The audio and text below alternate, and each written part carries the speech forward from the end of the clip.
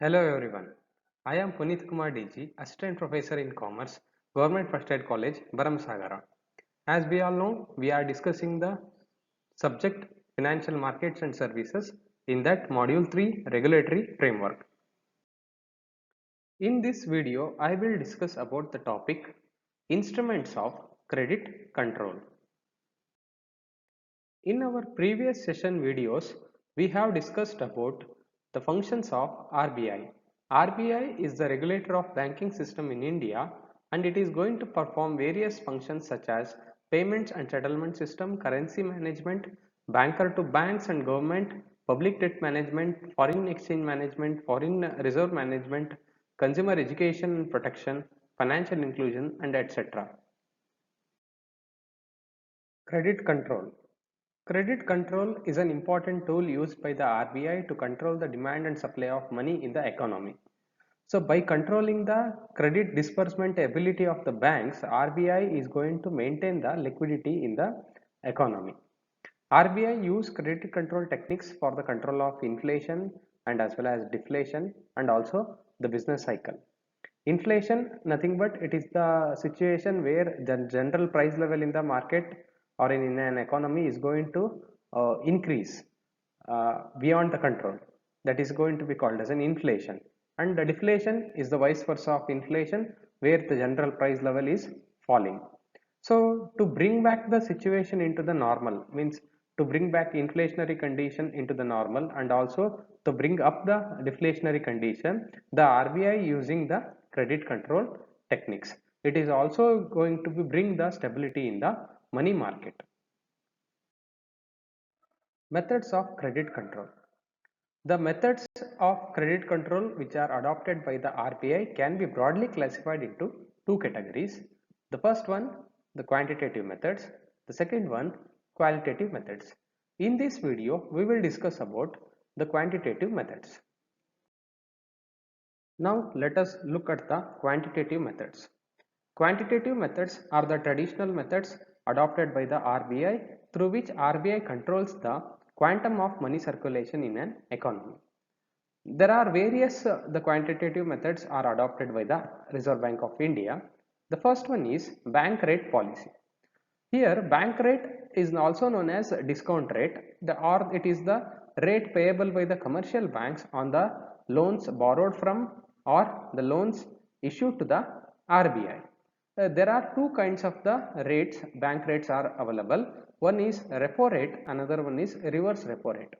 The repo rate is the rate of interest which are charged by the loans which are issued by the RBI to the commercial banks, and the reverse repo rate is the rate which is given by the RBI to the commercial banks on their deposits with the RBI.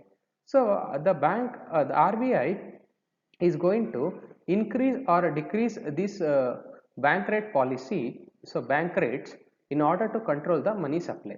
An increase in the bank rate leads to the increase in the other rates of interest, and as well as conversely decrease in the bank rate will results in the fall in the other rates of interest.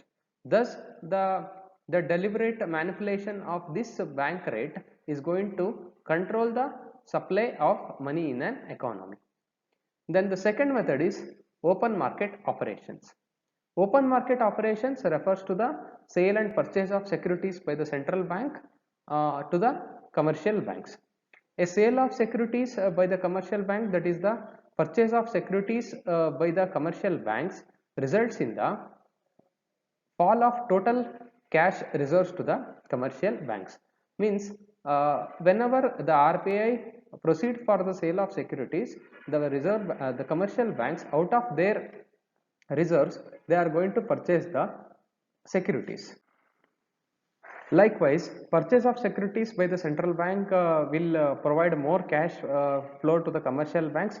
With increased cash flow, the commercial bank tend to issue the more loans to the public. Thus, the money supply in the market is going to be increased.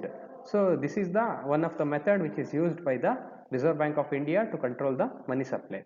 Then the next method is variation in reserve ratios. There are two types of the reserves need to be maintained by the every commercial bank in the country. That is, the first one is cash reserve ratio, the another one is SLR, that is statutory liquidity ratio. The statutory liquidity ratio refers to the proportion of the aggregate deposits in a bank, in a commercial bank, required to keep with themselves in the form of liquid form, that is in the form of cash or the government approved securities or in the form of gold. And the cash reserve ratio refers to it is the proportion of deposits where the banks have to maintain reserve with the RBI in the form of the cash. And by varying these statutory liquidity ratio and as well as the cash reserve ratio, the RBI will control the money supply in an economy. And if these cash reserve ratio and statutory liquidity ratio are increased, then the money supply will be decreased in an economy. If these ratios are decreased, then the money supply will increase in an economy. The next method is fixing of lending rates. RBI controls the credit created by the commercial banks by fixing the lending rates. If the lending rates are fixed at higher level, this will result in the contraction of credit, and if the lending rates are fixed at lower level, this will result in the expansion of credit. Thus, it is going to affect the money supply in the market. Then the last method is credit squeeze. When the bank rate policy has not been successful in controlling the expansion of the credit, then the method of credit squeeze is useful.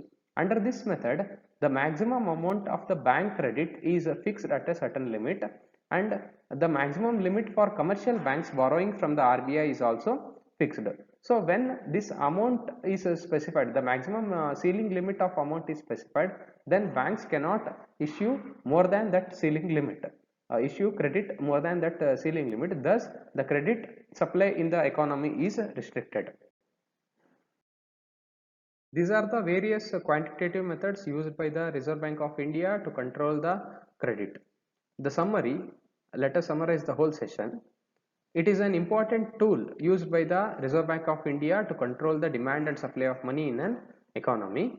Then there are two methods of credit control which are adopted by the RBI. The one is the quantitative method, another one is qualitative method. The quantitative method controls the quantum of money circulation in the economy. There are various quantitative methods are the bank rate policy, the credit squeeze, and various other methods.